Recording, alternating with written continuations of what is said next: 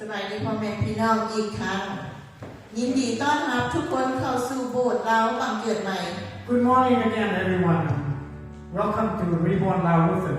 ขอเชิญทุกคนลุกยืนขึ้นเพื่อมอบเพลงนมัสการถวายเกียรติพระเจ้าร่วมกัน Let's all stand up in the able to and we'll sing and honor our Lord together. ขอพระนามพระองค์เป็นที่สรรเสริญบูชาพระเยซูเราร่วมคำอธิษฐานขอแผ่นดินพระองค์สำแดงเป็นจริง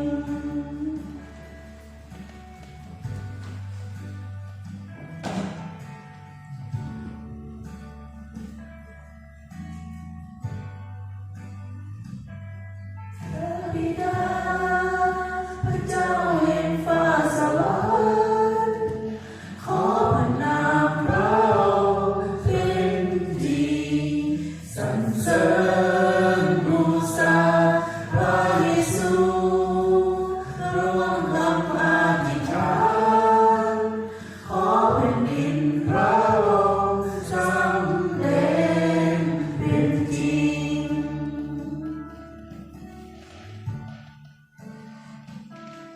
ให้แผ่นดินพระองค์มาตั้งอยู่ทางเราให้พระทัยพระองค์เป็นจริงในเราในสวรรค์นั้นเป็นสิ่งใดให้แผ่นดินโลกเป็นไปอย่างนั้นให้พระเกียรติเป็นของพระองค์พระเจ้านิรันดร์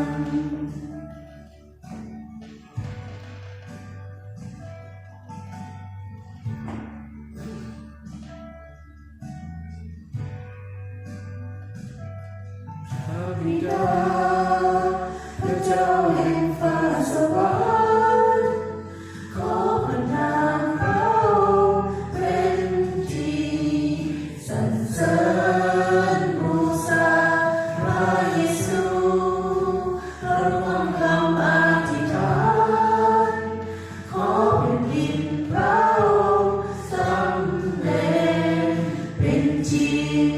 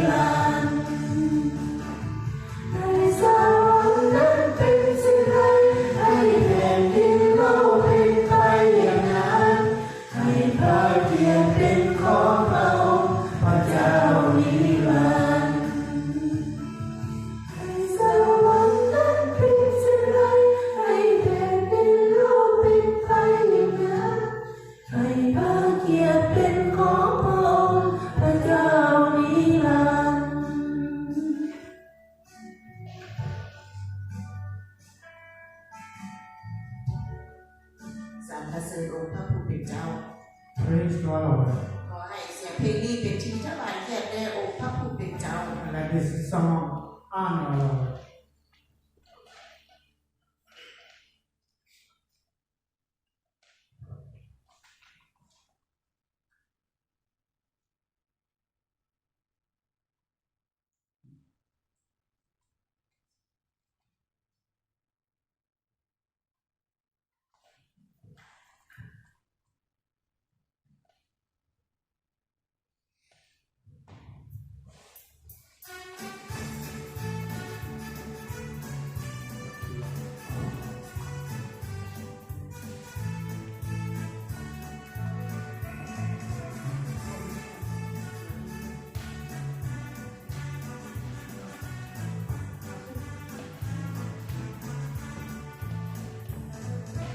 คอยคอยฟังเฮาต้องคอยคอยฟังเฮาจะใส่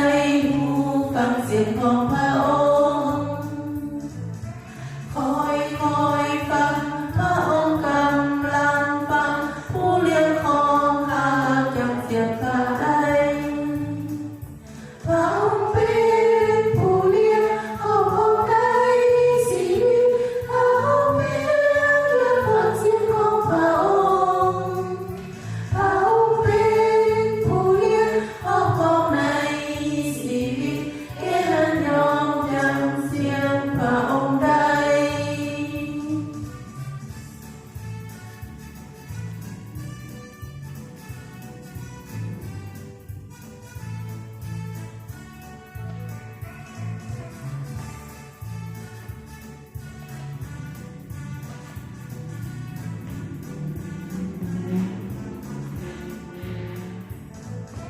คอยคอยฟังเฮาต้องคอยคอยฟังเฮาจะใส่หูฟังเสียงของพระอ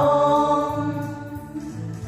คอยคอยฟังพระองค์กำลังฟังผู้เลี้ยงของข้าโปรดจำเสียงข้าได้พระองค์เป็นผู้เลี้ยงเขาของได้ชีวิตเขาเพียง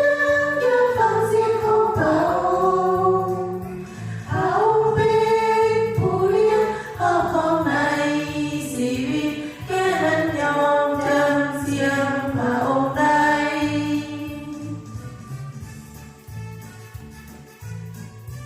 เฮานี่แหละเป็นผู้เลี้ยงที่ดีเฮารู้จักแกะของเฮาและแกะของเฮาก็รู้จักเฮาแกะของเฮาจะฟังเสียงของเฮาแล้วจะรวมเป็นฝูงเดียวและมีผู้เลี้ยงเพียงผู้เดียวโยฮัน10ข้อที่14และ46ข้อที่14และ16 14 16ขอบคุณพระเจ้าขอให้เฮาร่วมใจกัน Let us all bow our head and pray together. สรรเสริญองค์พระผู้เป็นเจ้า Praise our Heavenly Father. ขอบพระคุณพระองค์เจ้าในเช้าวันใหม่ในวันนี้ We give you thanks for this morning ประทานชีวิตและลมหายใจความเป็นความสดชื่นยินดี and the new life you've given us full of joys and happiness. เข้ามาในพระวิหารอันที่ศักดิ์สิทธิ์ขององค์พระผู้เป็นเจ้า And we are able to come in here to the Holy Temple. พระเจ้าพระบิดา Oh, Heavenly Father, ขอพระองค์เจ้าทรงเปิดจิตเปิดใจให้ลูก we ask that you open all our heart เข้าใจพระธรรมอันที่ลึกลับของพระผู้เป็นเจ้าด้วย so that we understand all of your message. เพราะพระองค์เป็นพระเดียวที่ลูกเคารพและบูชา You're the only one, Father, the only name that we will worship. เพราะพระองค์เป็นผู้เดียวที่ให้ชีวิตลูก And you're the only one that giving us this life. ต่อไปนี้ขอพระวิญญาณบริสุทธิ์ทรงนำพาพวกลูกในห้องนมัสการนี้ From now on, we ask that the Holy Spirit will always guide us. ลูกสรรเสริญขอบพระคุณในพระนามพระเยซูคริสต์เจ้าอาเมน We praise, we thank you in Jesus' name, our Lord. Amen. ซึ่งทุกคนนั่งลงต่อไป Please sit down. อ่านพระคัมภีร์ภาษาลาวใต้ That scripture reading in Laos read by Martha and in English read by Mr. Bach and Reed.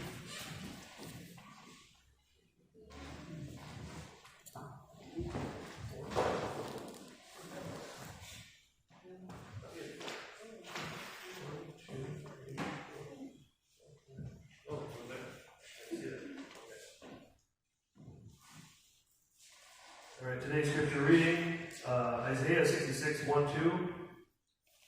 This is what the Lord says. Heaven is my throne, and the earth is my footstool. Could you build me up a temple as good as that? Could you build me such a resting place? My hands have made both heaven and earth. They are everything in them and are mine.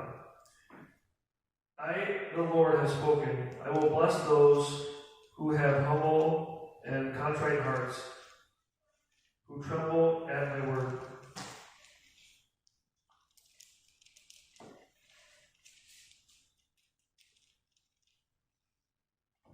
Second reading is 1 John 2:6.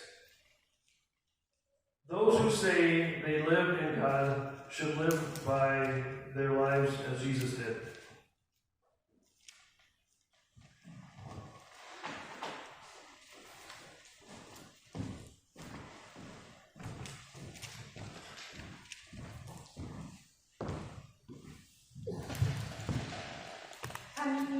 ผู้ใดมีทางคำที่ไม่เคยไปในอิสยาห์ผู้ทรงที่โมคนยังหาข้อสรุปในหัวข้อองค์พระผู้เป็นเจ้าตัดสินสุสาต่างๆองค์พระผู้เป็นเจ้ากล่าวว่าฟ้าสวรรค์เป็นบัลลังก์ของเราและแผ่นดินโลกเป็นที่ห้องถิ่นของเราแล้วพวกเจ้าจะสร้างหอโฮชนิดใดสำหรับเราจะสร้างวังชนิดใดให้เราอยู่เราเองได้สร้างจักรวาลนี้ทั้งหมดเฮาพอใจนำผู้ที่ท่อมใจและผู้ที่โยมกลับใจใหม่และผู้ที่ยำเกรงเสื่อฟังถ้อยคำของเฮาจนตัวสั้นในพระคัมภีร์ต่อไปเป็น1โยฮันบท2ข้อในข้อ6ผู้ใดที่ว่าตนอยู่ในพระองค์ผู้นั้นก็ดำเนินชีวิตตามทางที่พระองค์ทรงดำเนินนั่นเหมือนกันเอเมนขอเชิญพี่น้องยืนขึ้นมาจะอธิษฐานถวายสักการะ Thank you, Bob. Thank you, Bob. Let's all stand up and we'll pray for offering together. โอ้พระเจ้าพระบิดา Oh, Heavenly Father, ผู้สร้างฟ้าสวรรค์และแผ่นดินโลก you are the creator of heaven and earth. ผู้สร้างพวกนี้ขึ้นมาเพื่อนมัสการของพระผู้เป็นเจ้า You created all of us so that we can worship you. พระองค์เป็นพระเจ้าองค์เดียวที่พวกลูกเคารพและบูชา You're the only God that we worship. ขอบคุณที่พระองค์ได้ให้ชีวิตและลมหายใจ And we give you thanks for the brand new life you've given us. และให้แห่งและสติปัญญาที่มาจากพระเจ้า You give us strength and wisdom. ให้ครอบครัวที่อุดมสมบูรณ์ Give us a happy family. ให้หน้าที่เวียกงานที่ดี And the work you've given us. และสิ่งสำคัญพระองค์นี้ได้ให้ความรักพวกลูก But the most important thing, you've given us love. ขอบคุณในวันสวาเติของพระองค์เจ้า We give you thanks for this special day. พวกลูกเข้ามานมัสการพระองค์ We come in here to worship you. ด้วยใจที่ท่อมโตลง And honor. เพื่อพระองค์จะได้ยกพวกลูกขึ้นในพระนามของพระเจ้าพระบิดา So that you can raise us up.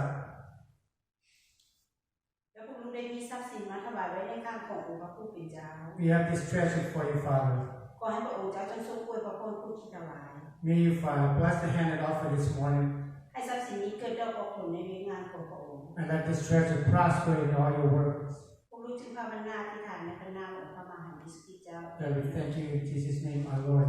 Amen. เชิญพี่น้องนั่งลง Please sit down. Now we're going to hear a special song from Mr. Bob to pray.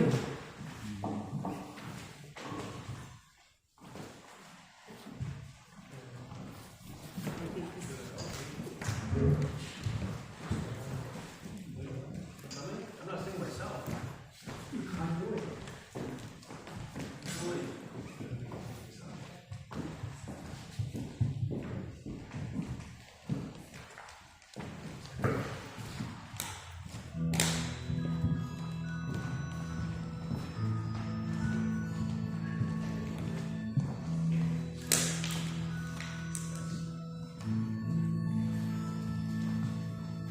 จงมีความสวยในพระองค์เถิดพระองค์เป็นทุกสิ่งเป็นทุกอย่างที่ใจของเราเฝ้าพึ่งพาจงมีความสวยในพระองค์เถิดพระองค์เป็นทุกสิ่งเป็นทุกอย่างที่ใจของเราเฝ้าพึ่งพามีความเชื่อหน่อยหนึ่งผู้ขอเพื่อเล่นได้เพียงสิ่งให้นับใจใครเป็นดีผู้ความเชื่อห้องใจความเข็นสายลิเกจะได้เห็นคือการอัศจรรย์ผู้คนนั้นที่คนหายไปสุขสุขหักษาทางกับสัญญาที่ทรงประทานให้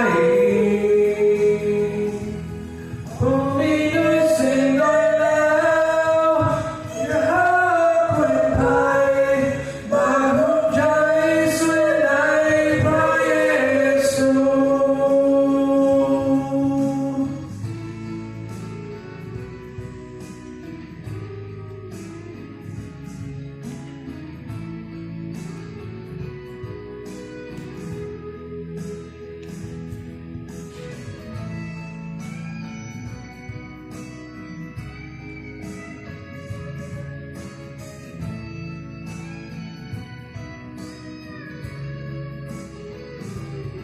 มีความช่วยหน่อยหนึ่งผู้ขอคอยเดินได้เปลี่ยนสิ่งให้นับใจใครเป็นดีรวมความเชื่อห้องใจห่วมกันสายเลือดเองจะได้เห็นคือการอัศจรรย์ผู้คนนั้นที่ขอให้ไปสุขสมหักษาทายาทสัญญาที่ทรงประทานให้ผู้มีด้วยสิ่งใดแล้วที่หาคนภัยมาหัวใจสวยในพระเยซูมาหัวใจสวยในพระเยซูมาหัวใจสวยใน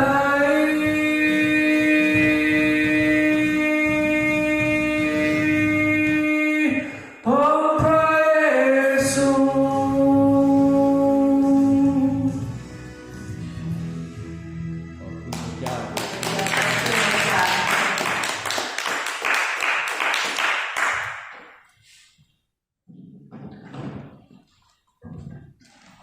Now we hear a message from our pastor.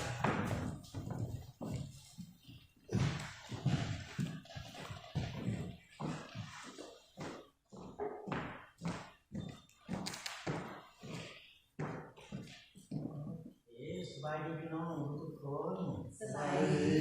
Good morning church วันนี้อาจารย์ขอบพระคุณพระเจ้าและอาจารย์ก็ดีใจครับจะได้เห็นสมาชิกของเราทุกคนมีคุณค่าเป็นน้ำหนึ่งใจเดียวกันพากันเห็นเอกโลหารายได้กับพระวิหารของพระเจ้าขอบพระคุณพระเจ้าพี่น้อง Today I give thanks to God and I am so happy to see all members of our church. We love each other. We are unity. Yesterday, we did fundraiser to make the money to build up the temple of God. Thank you so much. วันนี้อาจารย์ก็ขอบพระคุณพระเจ้าที่เห็นพวกเราหลายคนได้เข้า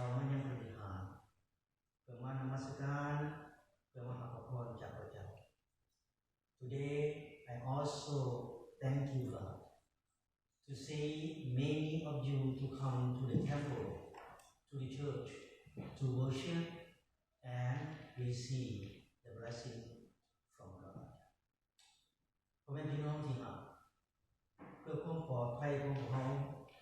เพื่อความซื่อสุขยินดีของพวกเขาเอาพระเจ้าไปต่อเสมอให้พวกเขาเดินตามพระบาทของพระเจ้า My beloved for our safety for our happiness put God first and walk on the footsteps of God. Amen. You know? Welcome to all of you. Let us pray. พระเจ้าพระบิดาพระรูปมรณะสรรเสริญขอบพระคุณพระองค์ที่พระองค์ทรงกล่าวแผ่นดินโลกเป็นบอนห้องพระบาทของพระองค์ Father, we give thanks to you and praise to you that you say the earth is your footstool. ขอพระคุณพระองค์ที่พระองค์ทรงสร้างสรรพทุกสิ่งไว้ในแผ่นดินโลกเพื่อมนุษย์ทุกคน Thank you, Father, that you create everything on earth for all human beings. ขอบพระคุณสำหรับพระวิญญาณบริสุทธิ์ของพระองค์เจ้าทรงได้สอนให้พวกเรา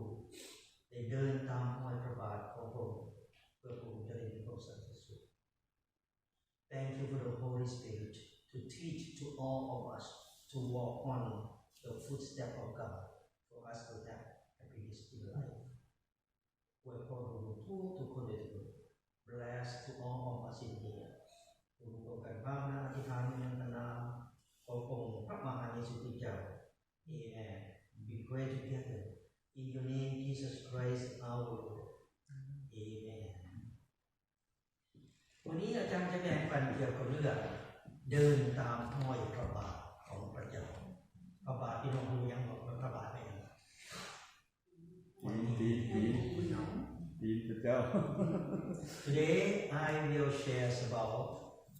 walk on the footsteps of God. อาจารย์จะเริ่มอยู่ในพระคัมภีร์เพลงสรรเสริญบทที่17ข้อที่5 I will begin in the book of Psalm chapter 17 verse 5เป็นว่าอย่างนี้ ข้าน้อยเดินตามทางที่พระองค์สั่งสอนเสมอและบ่เคยหลีกหนีจากทางนั้นจากเถื่อฟังนะครับพี่น้องเด้อ Psalm 17:5 I have always walked on your way and have never strayed from it ในดาบนี้นี่พระแม่ผู้จักประวัติของดาวิดสี่มันคือรู้เนาะ Anyone know David story? Raise your hand. Yes, some yes, some no, right? แต่อาจารย์จะบอกน้อยหนึ่งเกี่ยวกับดาวิด I will talk a little bit about David's story. ดาวิดนี่เราเป็นคนธรรมดาเลยพี่น้องเป็นคนเลี้ยงแกะไปตามทุ่งไร่ทุ่งนาในวันนั้นDavid he was ordinary man. He was a shepherd. He worked on the field. แต่พระเจ้าเนี่ยนะได้อวยพรเราให้มาเป็นกษัตริย์พี่น้อง But God blessed him to be the king and popular king in the world. Yes. นี่หมายความว่าอย่างไรหมายถึงว่าพระเจ้ามีอำนาจที่ได้ทุกสิ่งทุกอย่างแม้จะคนเลี้ยงแกะก็ไปเป็นกษัตริย์ได้ในวันนี้ That means God have power to do everything, even the shepherd to become the king. พระเจ้าได้อวยพรในดาวิดมาเป็นกษัตริย์ที่เข้มแข็งที่สุดในโลก God blessed David to become the strongest king in the world. พระเจ้าได้อวยพรดาวิดให้เป็นกษัตริย์ผู้ที่ยิ่งใหญ่ที่สุดในโลก God was blessed David to become the king and strongest king in the world famous king in the world ดังนั้นพ่อแม่พี่น้องที่รักของพระเจ้าดาวิดนี่เราบ่ได้เว้าแล้วว่าเราการเป็นกษัตริย์อยู่ตัวได้เองพี่น้อง David never say about he became the king because himself no ดาวิดบอกพวกเราทุกคนในมื้อนี้ว่าและบอกให้ทั่วมนุษย์โลกได้รู้ว่ากัน David he is telling all of us today and the whole world to know เรากลายมาเป็นกษัตริย์ย้อนแล้วเอาพระเจ้าไปก่อนว่าครับพี่น้อง David he became the king because he put God first then he walked on the footsteps of God then also he followed the footsteps of God ดังนั้นพ่อแม่พี่น้องที่รักของพระเจ้าดาวิดกำลังบอกทุกคนอยู่ที่นี่ My beloved right now David the word of God just telling to all of us ผู้ใดก็ตามอยากสำเร็จในสิ่งของตัวเองในความปรารถนาของตัวเองเอาพระเจ้าเป็นประเสริฐ Anyone who want to success on your dream put God first then walk on the footsteps of God and also follow the footsteps of God then you will be success on your dream Amen เนาะวันนี้เราบอกถึงอับราฮัมผู้ใดรู้จักเรื่องของอับราฮัมAnyone knows about Abraham's story? Raise your hand. Not too many people know. Right? Some yes, some no. แต่อาจารย์จะบอกเรื่องประวัติของอับราฮัมน้อยหนึ่ง But I would like to talk about Abraham's story a little. อับราฮัมนี่เราเป็นพ่อแห่งคนเสือแม่บอกDavid was not sorry. Abraham, he was a father of faith. เราเชื่อพระเจ้าในหมดสิ่งของเราที่จะได้พี่น้อง He believed in God all of his life. มื้อหนึ่งพระเจ้าออกคำสั่งให้เราไปใส่พี่น้องมื้อหนึ่งพระเจ้าได้ออกคำสั่งให้เราไปหยังไปดินแดนคานาอัน One day God commanded him to move out from his hometown to the land of Canaan. Abraham นี่พี่น้องเรารู้ว่าดินแดนคานาอันอยู่ที่ไหนเรารู้ได้พี่น้องก็เราเคยไปที่นั่นจักเทื่อ Abraham he did not know where is the land of Canaan is.He never been there before. แล้วก็รู้จักว่าจะทำอะไรแผนที่ตรงนี้ He didn't know how to ask someone to help. He didn't have the map and GPS that we have right now. Okay. แต่อับราฮัมเอาพระเจ้าไปก่อนแล้วติดตามคอยประบาทของพระเจ้า But Abraham put God first. Then he followed on the footsteps. เราไปขอไปถึงดินแดนคานาอันโดยบริรู้ทาง He went to the land of Canaan without loss.ดังนั้นอับราฮัมจึงบอกพวกเราทุกคนอยู่ที่นี่พี่น้องและบอกทั่วโลกให้รู้ So Abraham he is telling to all of us in here in the temple of God and the whole world today ถ้าบ่อยากเป็นคนที่หลงทางให้เอาพระเจ้าไปก่อนและติดตามพระบาทของพระเจ้าโอเค If you don't want to be lost person put God first then walk on the footsteps of God okay yes then follow the footsteps of God โอเคพี่น้องที่รักอยากปลอดภัยในชีวิตอยากสำเร็จในชีวิตเอาพระเจ้าไปก่อนเสมอ If you want to be safe in your family, your life, and your friend, put God first, then follow the footsteps of God. You will be safe and success everything in your life. Amen. No? วันนี้พระบอกถึง Moses. Now we're going to talk about Moses. You know who Moses was? Yeah. Moses is right, you know. Who is Moses?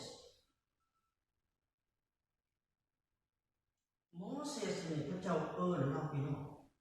ให้มาเป็นผู้รับใช้เวียกงานของพระองค์เจ้า Moses God called him to be his servant พอพระเจ้าอยากให้โมเสสไปนำเอาประชาชนของพระเจ้าออกจากการเป็นทาสของอียิปต์พี่น้องผู้ดี Because God wanted Moses to take his people out from the slave of Egypt โมเสสนี่นะแนะนำเอาประชาชนของพระเจ้าเป็นล้านได้พี่น้องออกจากประเทศอียิปต์นั้นเป็นน้อยได้เป็นล้านกว่าคนได้ Moses he led God's people almost billion of God's people out from Egypt แล้วเดินทางไปยังดินแดนแห่งพันธสัญญา then travel to the promised land of God โมเสสรู้ว่าดินแดนแห่งพันธสัญญาอยู่ไสพี่น้อง Moses he did not know where is the promised land โมเสสบ่เคยไปที่นั่นจักเทื่อ Moses he didn't know never been there before แต่ในระยะ40 ปีในการเดินทาง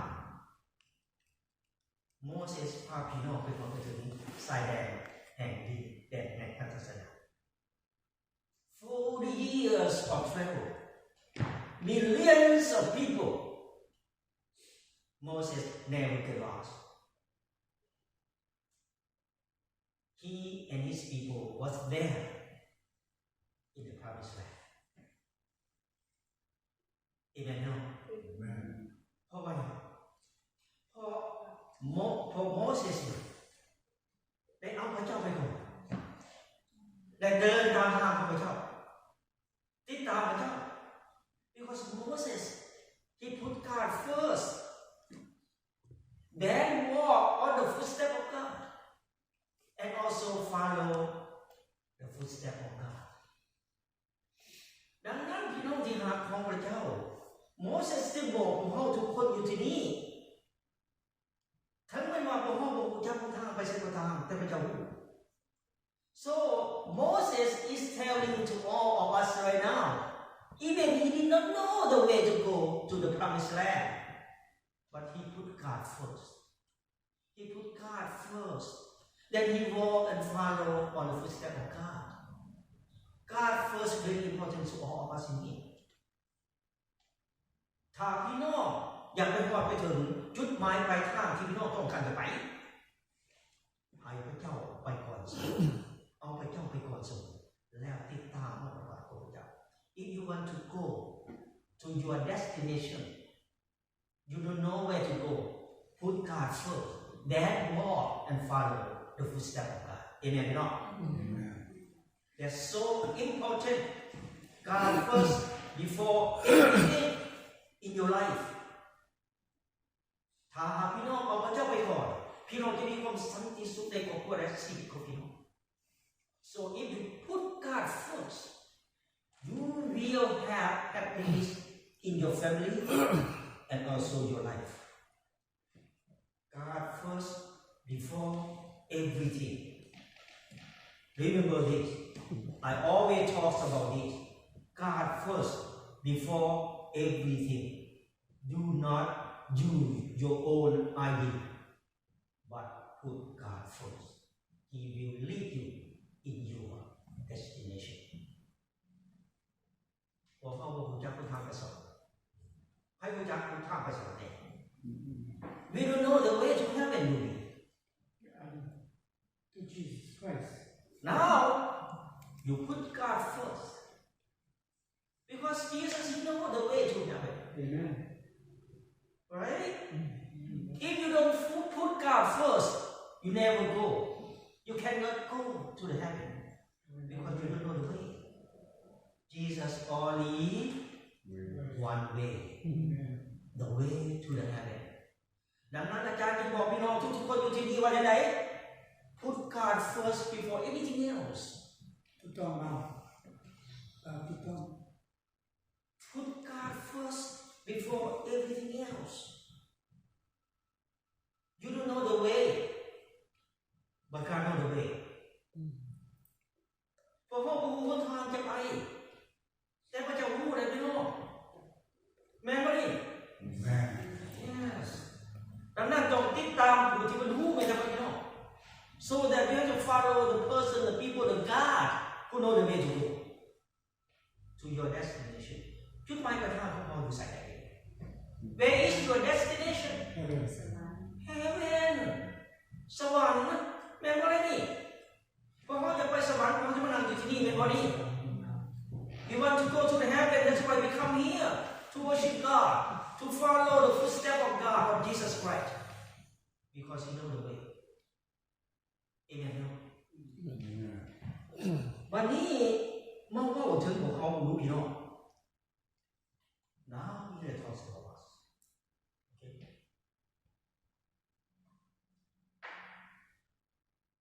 Are you ready? We will talk about us. อาจารย์เห็นพี่น้องหลายคนของเขาเป็นคริสเตียนมาถึง20-30 ปีก็มีเป็นบ่นี่อาจารย์18-19 ปีขึ้นมาแล้ว I see many of us in here be Christian some people 20-30 years right first only a year couple years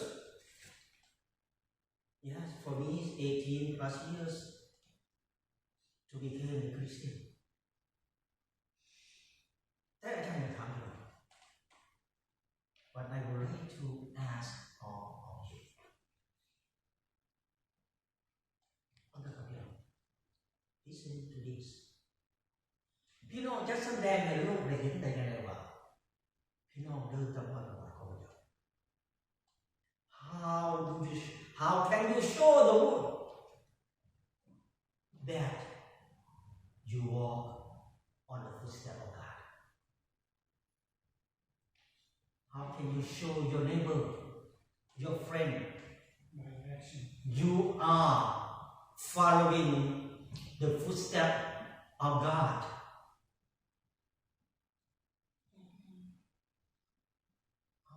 How do you do that?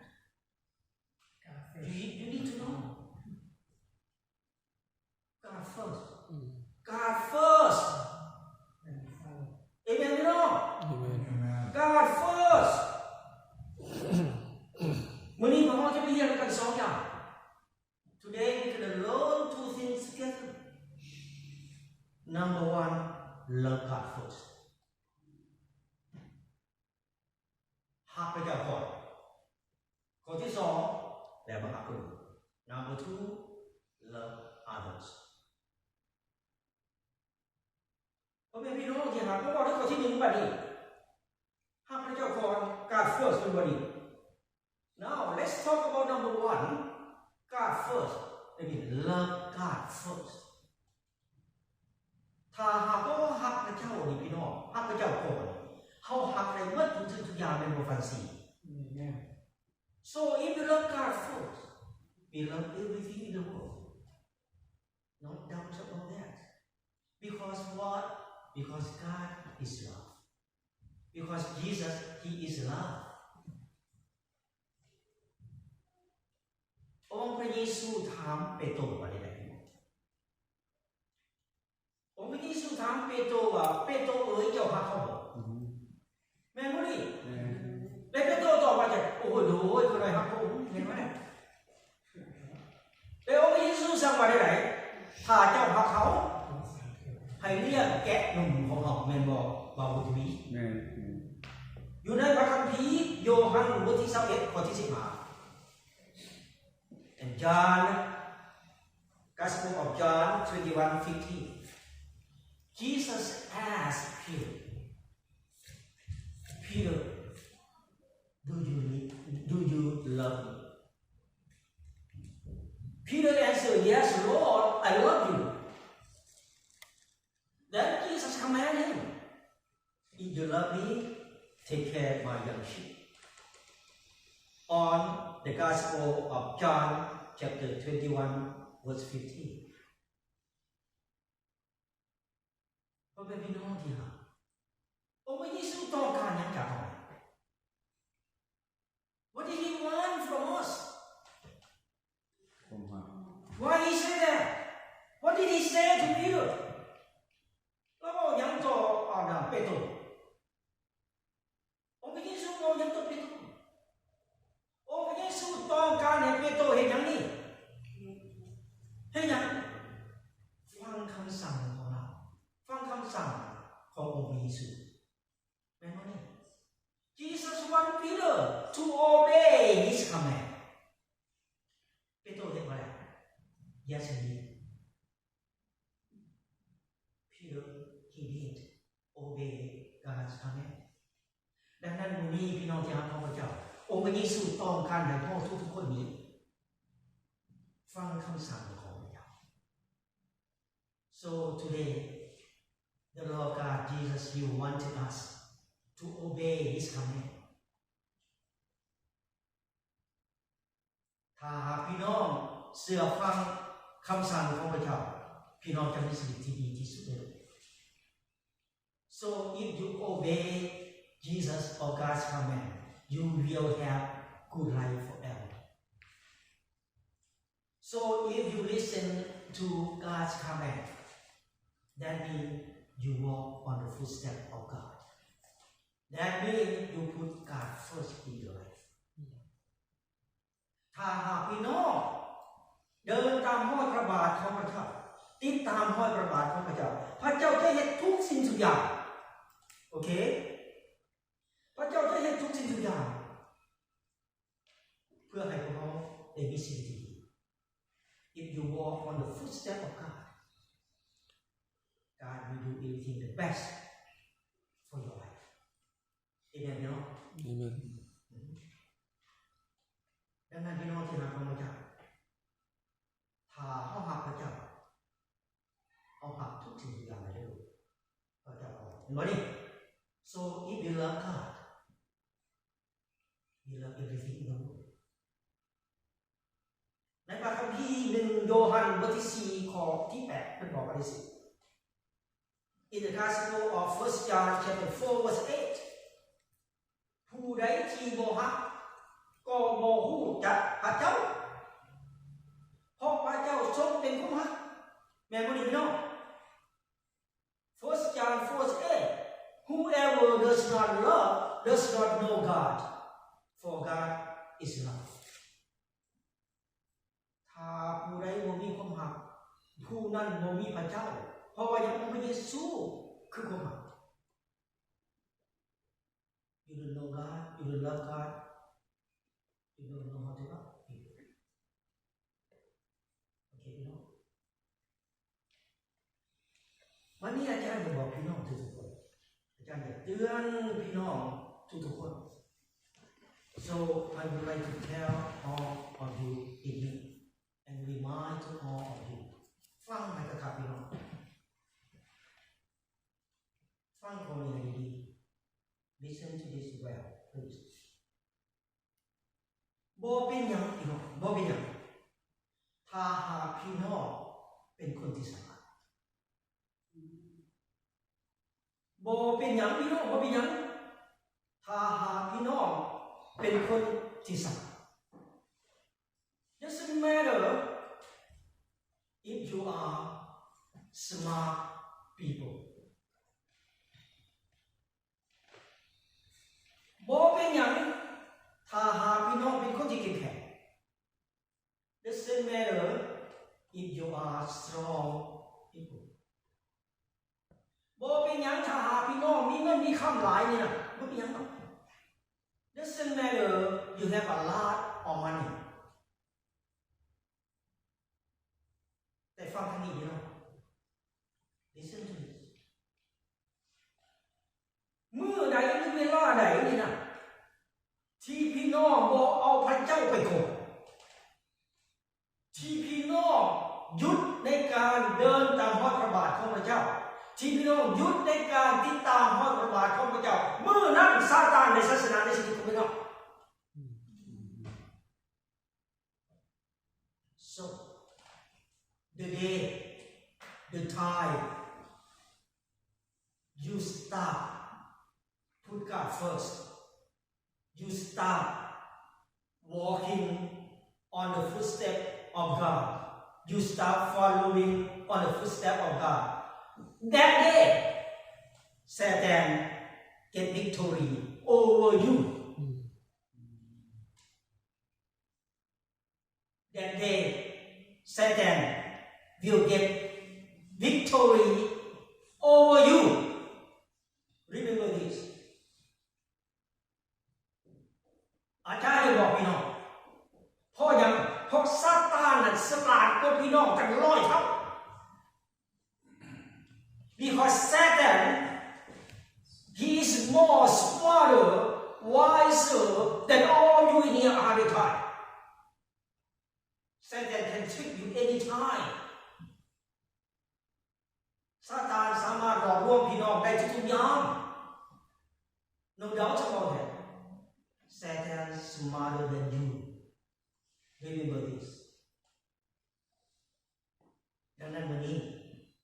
อาจารย์จึงขอแนะนำพี่น้องทุกๆคน My beloved I would like to advise to all of you เอาพระเจ้าไปก่อนเสมอติดตามรอยพระบาทของพระเจ้าเดินกับรอยพระบาทของพระเจ้า Put God first in your life then follow the footstep of God then walk on the footstep of God แล้วพอเขาเห็นพอเขาจึงจะมีความสันติสุขในชีวิต then we will have happiness in life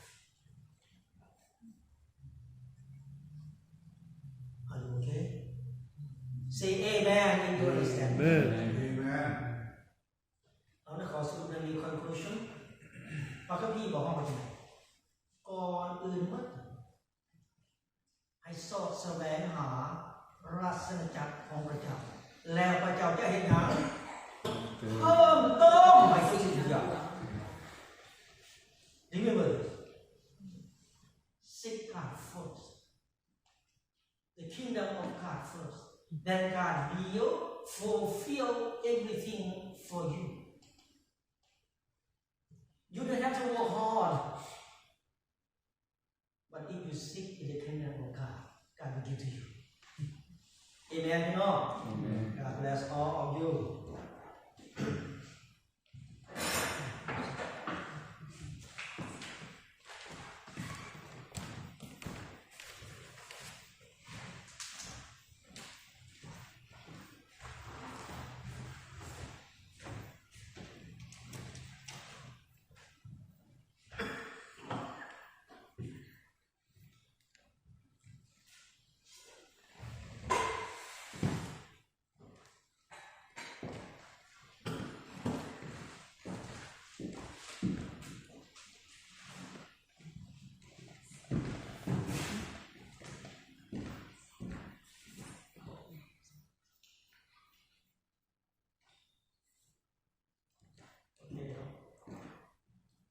สินมหาสนิท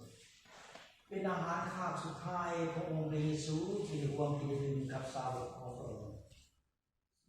Holy Communion is the last supper that Jesus ate and drink with his disciples. ศีลมหาสนิทคือประกายและพระฤทธิ์ขององค์เยซูมอบกับพวกเขามอบให้พวกเขาด้วยกฐินและน้ำมัน Holy Communion is the body and the blood of Christ giving us with the bread and wine. ศีลมหาสนิทคือความทรงจำ Holy Communion is the remembering. ศีลมหาสนิทคือการขอบพระคุณ Holy Communion is giving thanks. ศีลมหาสนิทคือการสารภาพ Holy Communion is confessing. ศีลมหาสนิทคือการให้อภัย Holy Communion is forgiveness. คือในคืนที่ยูดาห์อิสราเอลได้ทรยศต่อองค์พระเยซูคริสต์เจ้านั้นพระองค์เจ้าทรงจับเอาใบจีขึ้นมาเมื่อโมทนาและขอบพระคุณแล้วพระองค์เจ้าทรงหักเขาจีแล้วมีในแก่สาวกได้กล่าวว่าจงรับได้กินเถิด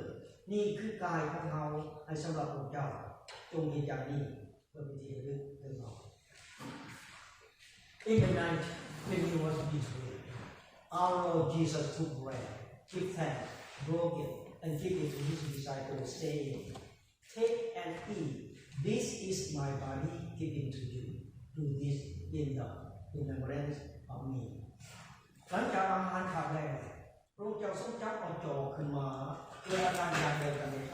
ำจอนี้เป็นจอให้พันธสัญญาใหม่ด้วยเลือดของเราเพื่อเอาไปคำนิบาเมื่อพระเจ้าดื่มจากจอนี้มาได้จงดื่มเพื่อวิธีระลึกถึงเรา Again, after the supper, he took the cup and gave thanks and gave it for all to drink, saying, This cup is new covenant with my blood, shed for you and for all people for the forgiveness of sin. Do this in the remembrance of me. Let us pray. พระเจ้าพระบิดาพระองค์ทรงเป็นพระเจ้าองค์เดียวยิ่งใหญ่แห่งโลกจักรวาล Father, you are mighty God in the universe. ถอยพระคำของพระองค์เป็นถอยพระคำที่ศักดิ์สิทธิ์ในโลกจักรวาล Your word is sacred word that come from the heaven.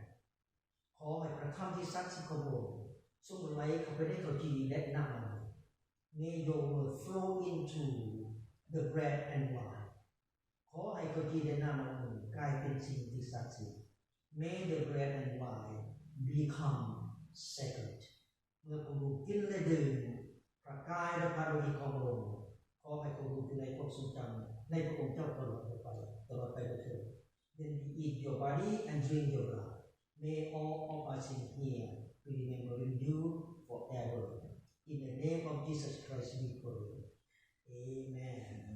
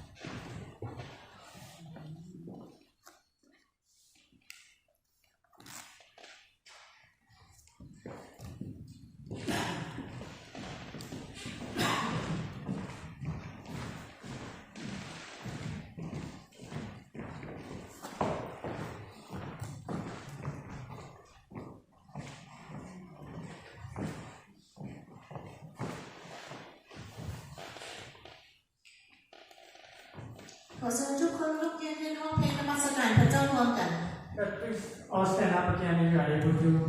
and sing and honor our Lord together.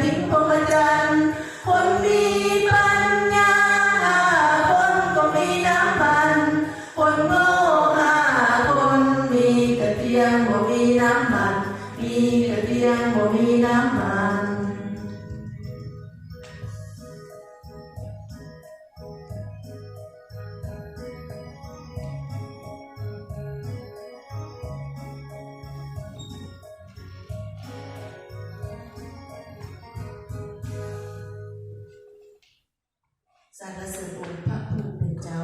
Praise Heavenly Father. ขอบพระคุณพระองค์ที่เฝ้ารักษาและเบิ่งแยงลูกตลอดมา Thank you for all the protect us and watch over us. ขอบพระคุณพระองค์ที่ประทานเรื่องการงานให้ลูก We give thanks for the job you've given us, สุขภาพของ the ลูก health that we have. พระเจ้าพระบิดา Heavenly Father, ขอพระองค์เจ้าทรงสืบต่อและรักษาลูกตลอดไป may you continue to watch and protect us. ปกป้องลูกออกจากสิ่งชั่วร้ายมารซาตานใด Take us away and pull us away from the temptation. ๆและนำทางลูกไปทางที่ชอบธรรมอยู่เสมอ And lead us to the righteousness. ลูกขอสารภาพบาปต่อพระผู้เป็นเจ้าในวันนี้ I'd like to confess to you, พระเจ้าพระบิดา O Father, ลูกได้เฮ็ดผิดบาปที่ผ่านมาและวันนี้ whatever we've done that is against you, ลูกรู้ว่าลูกเฮ็ดผิดต่อหน้าพระทัยของพระผู้เป็นเจ้า and we know we committed sin. ขอพระองค์เจ้าทรงอภัยและเปลี่ยนแปลงลูกด้วยเถิด May you forgive us and change us, พระเจ้าพระบิดา O Father. ลูกเชื่อว่าพระองค์จะฟังคำอ้อนวอนของลูก And we know that you will listen to us. ลูกมอบทุกอย่างไว้นำองค์พระผู้เป็นเจ้า We give everything to you. ลูกสรรเสริญขอบพระคุณในพระนามพระเยซูคริสต์เจ้าอาเมน We praise and we thank you in Jesus' name, our Lord. Amen. ต่อไปขอเชิญอาจารย์เป็น Let us pray on Jesus teach us. Our Father in heaven, hallowed be your name. Your kingdom come. Your will be done on earth as in heaven. Give us today our daily bread. Forgive us our sins, and we forgive those who sin against us. Save us from the time of trial, and deliver us from the evil. For the kingdom, the power, and the glory are yours, now and forever. Amen. Amen. The Lord bless you and keep you. The Lord shines on you with grace and mercy. The Lord look upon you with favor and give you peace. In the name of the Father, the Son, and the Holy Spirit. Go in peace and serve the Lord. วันนี้เอาอธิษฐานเพื่อด้านหน้าเป็นพิเศษขอบคุณทุกคนที่ใจของพระเจ้าเนาะเจ็บเป็นธรรมดาเนาะพิเศษแต่ให้เอาอธิษฐานไปได้นะตัวเลี้ยงจอยพี่น้องของเราทุกคนพิเศษอธิษฐานเพื่อนักโทษที่จะไปสัมภาษณ์ในวันที่9ที่จะมาถึงพี่น้องโอเคอธิษฐานเพื่อนักโทษโอเค